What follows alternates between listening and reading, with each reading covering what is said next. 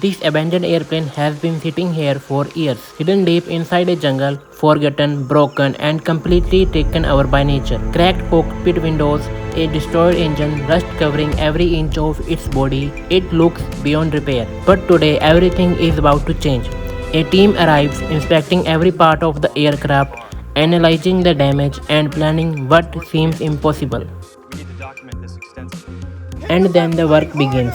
Water floods the surface, dirt starting washing away, workers scrubs every inch, some using cloths, others using mops.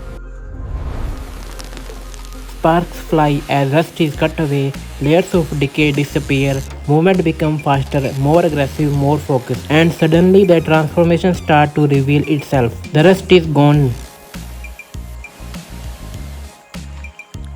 The paint completely stripped away. What is left is raw metal, smooth, clean, reflecting light again. But the job isn't finished yet. Watch the process, enjoy the video, and I will not disturb you anymore. Back up slowly now, mind the uneven ground. Stand clear! Timber! She's falling to the right, pull! Swing it left, hold it steady, set it down right there.